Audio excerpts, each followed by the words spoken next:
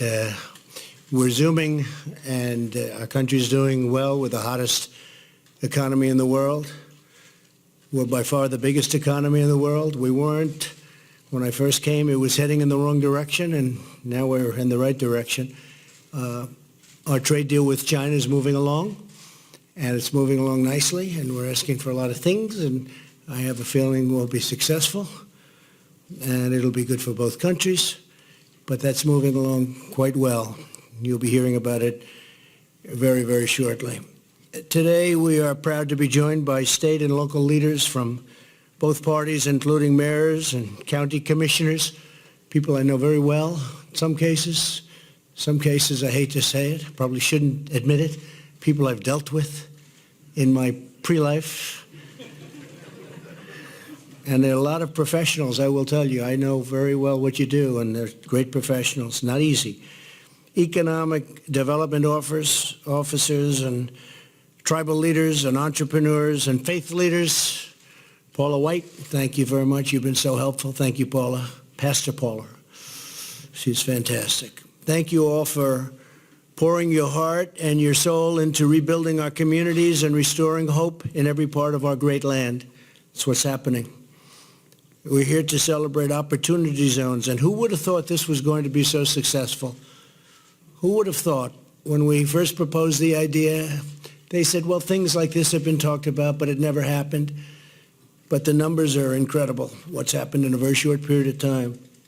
It's really a crucial part of our new tax law to help low-income Americans. As you know, this vital provision gives businesses a massive incentive to invest and create jobs in our nation's most underserved communities. I want to thank Secretary Steve Mnuchin and Secretary Ben Carson, who were right here, and they are. They're waving to me through the door. And that's okay. Just stay there, fellas. They've already heard from me.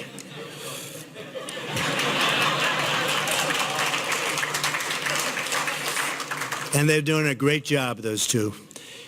And for their tireless work on behalf of nearly 35 million Americans living in opportunity zones. Tremendous community.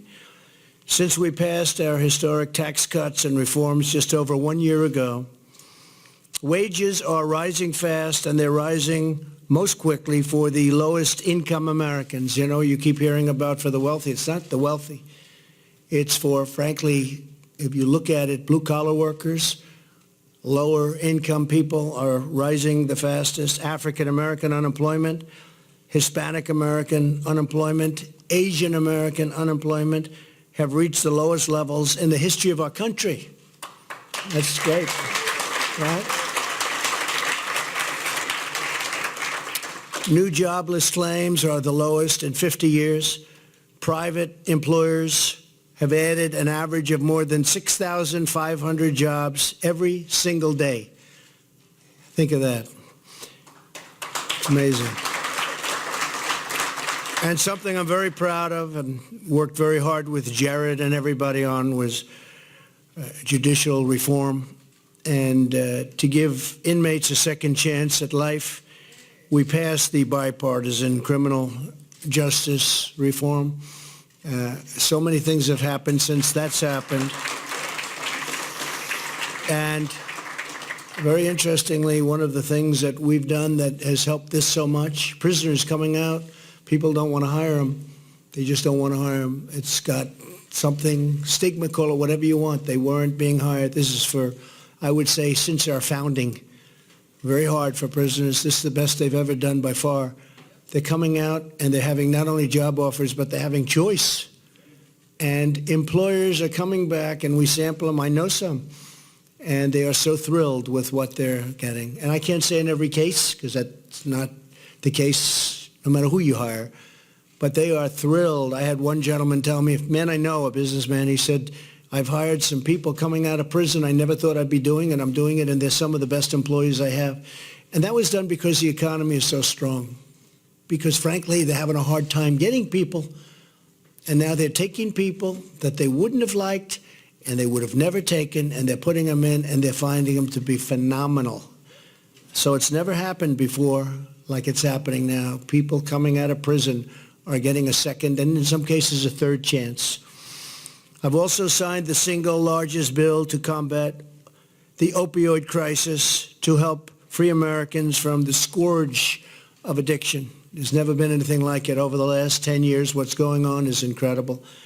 And we're stopping them much more so at the border. We will, as soon as the wall is built, we'll have a tremendous impact. And Border Patrol has been incredible. Kevin's doing a great job. We have an amazing group of people on the border, and Homeland Security generally. ICE has been incredible what they're doing. They're taking MS-13 out by the thousands who came into our country, the gangs, rough people. They're getting them out. So ICE has been unbelievable.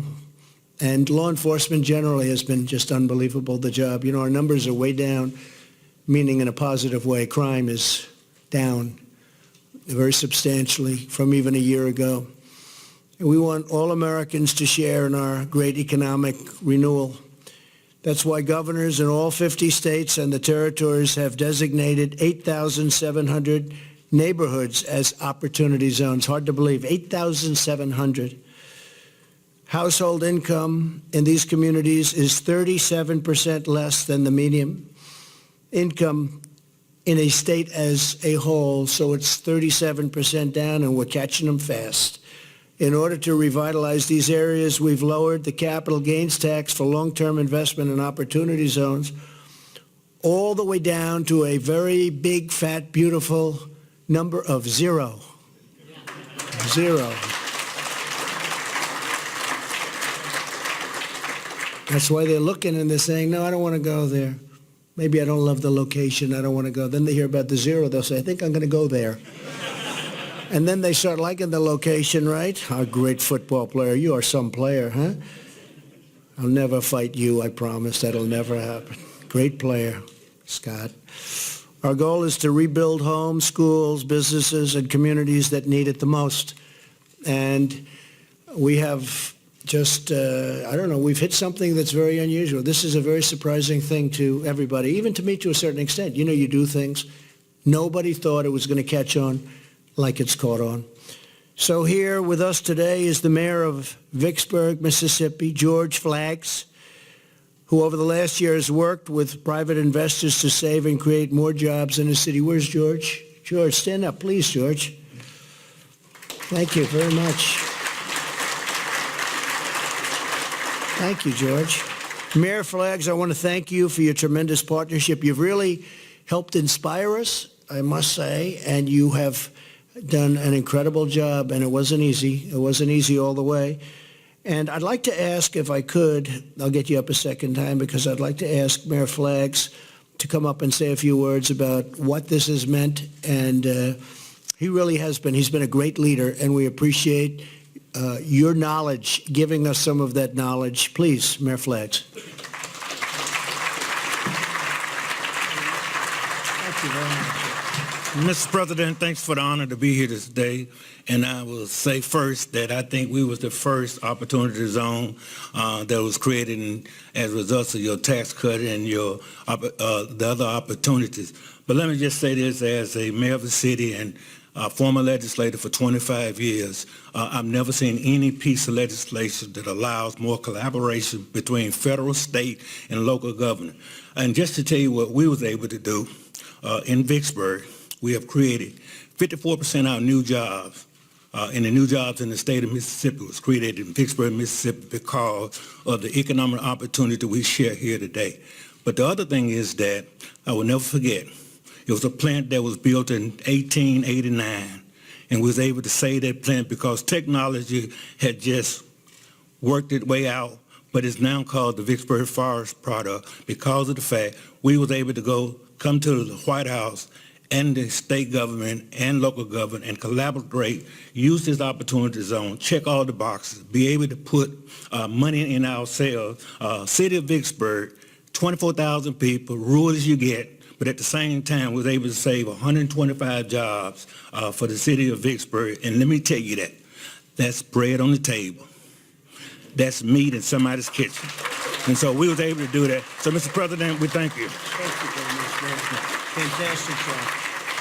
Fantastic job. Thank you, Mayor. Across the country, our tax cuts have kicked off a race to invest in opportunity zones beyond anything that anybody in this room even thought. In counties with heavy concentration of opportunity zones, wages have risen by now, it seems that we were talking about 8%, but it looks like it's going to be a much higher number than that. Property sale prices in opportunity zones, if you have a home, have already skyrocketed by more than 20%. Secretary Mnuchin estimates that private businesses will invest $100 billion in opportunity zones, and that's going to be in a fairly short period of time. To further support these communities, I recently established the White House Opportunity and Revitalization Council, chaired by Secretary Carson, who, by the way, is doing a fantastic job at HUD. He's really doing a fantastic job at HUD. Its mission is to marshal 16 federal agencies and coordinate dozens of existing federal programs to provide maximum support to opportunity zones. And here with us today is a man who I knew through watching him on television. And he was a great football player.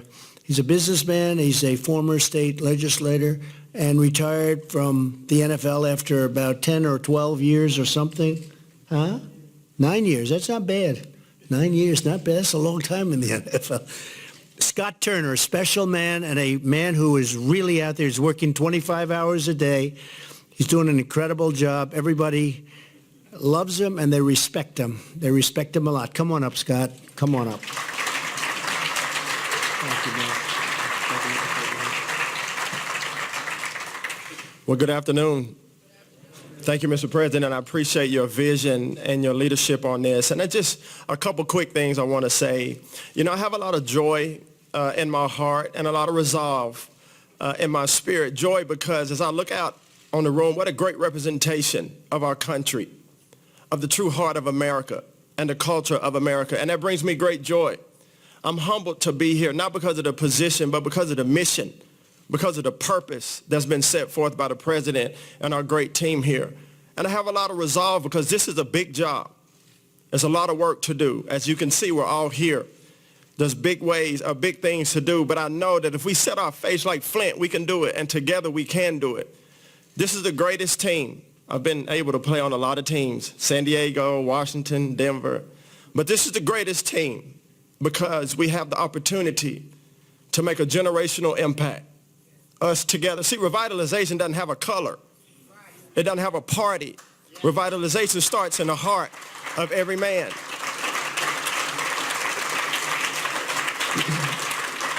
And I say that because if we focus on the true mission and the people, the grandmothers, the grandfathers, the next generation coming after us, the kids that are truant, now they're working, the single mothers who now have a job to restore dignity and hope in their family and in the community. That's why I'm here. And I believe that's why you're here. So, Mr. President, thank you. I'm ready. I'm ready to go get it. And I know you are. So God bless you. Thank you very much.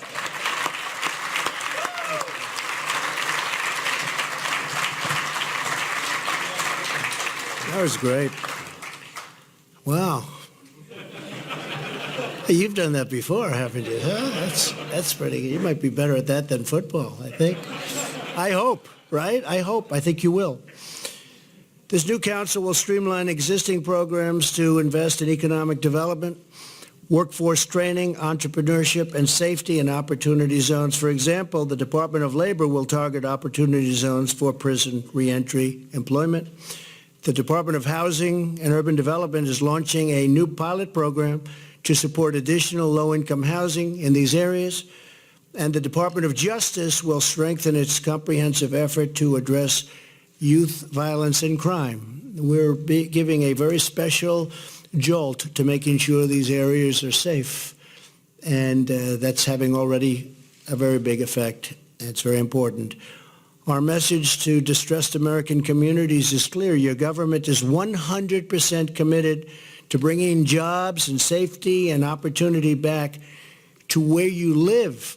And in many cases, this is where you want to live. You want to be there. Some people were forced out by bad conditions and crime.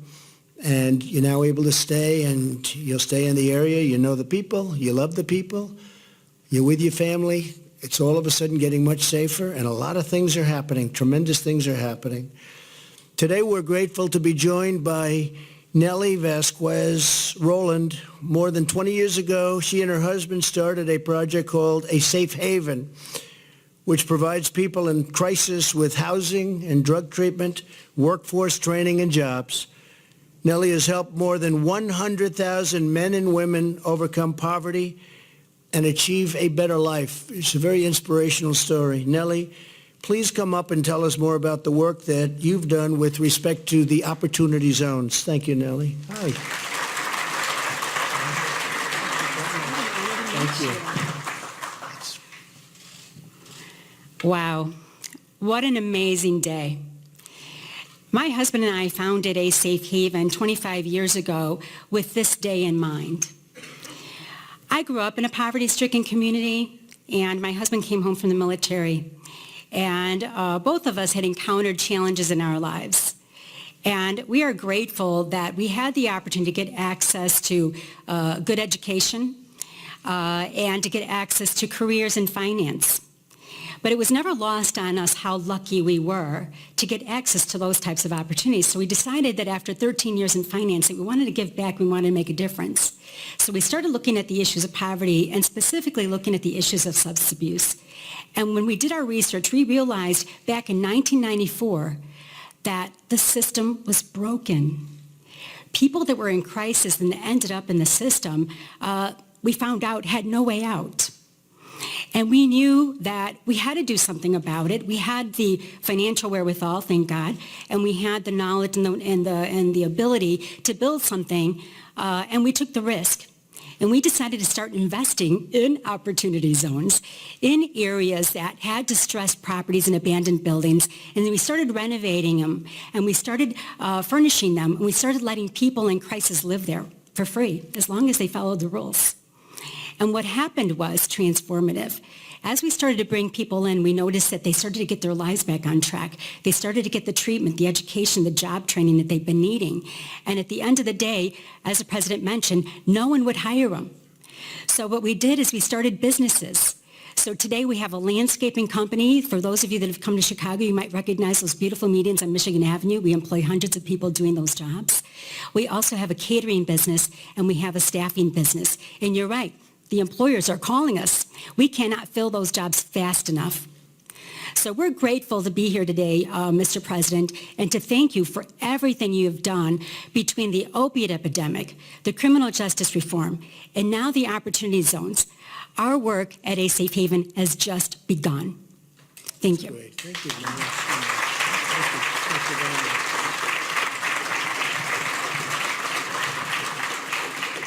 That's exciting. Real entrepreneur, too.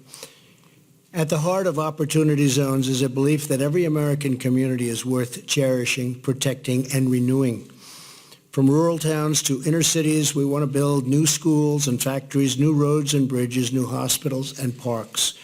And that's what's happening all over. We want to see loving homes, safe neighborhoods, and a gleaming Main Street. And above all, we want every family to have the opportunity to live their great American dream.